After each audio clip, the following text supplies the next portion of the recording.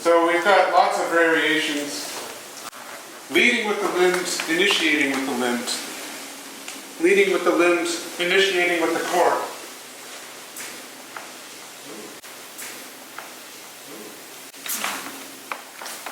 Trailing the limbs, leading with the core.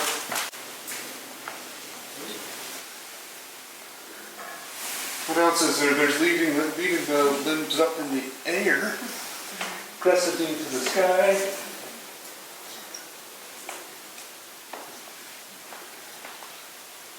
They're yours to discover.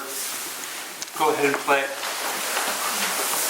And why it's really important to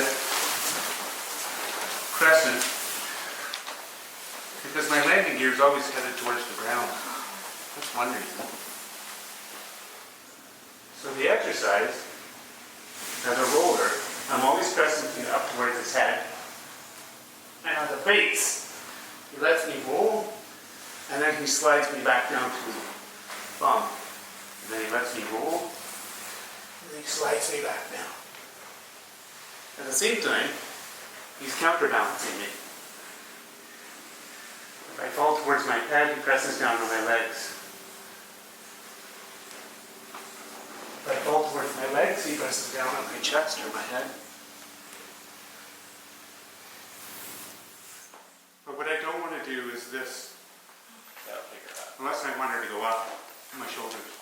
Well, let's just roll in place for now. Modification.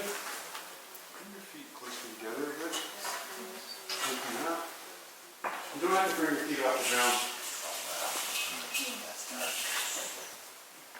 But it's still a spiral roll. So, spiral.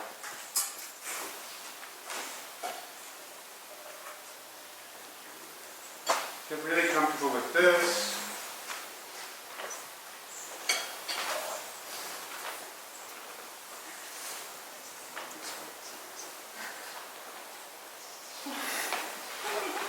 Let's see where it goes. When she reaches across, see how the orientation of her back is there? Yeah. So then it alternates. If I come all the way across. So work it out between you. If she was starting to commit to one side, I can offer her, the space. That's what I'm offering, is the space. But we do want to keep going back and forth. Yeah. So you have to kind of make it happen where I come over to this side, bring her around. So it seems obvious, but we need to switch it up. And it's not just spiral leading with the legs. Hands.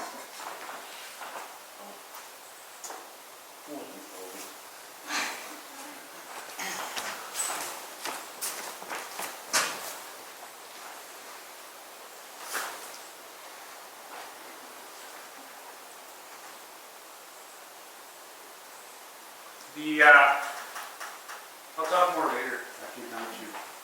I'm going to talk to you all later. Please, 7 rows of 2 going this way.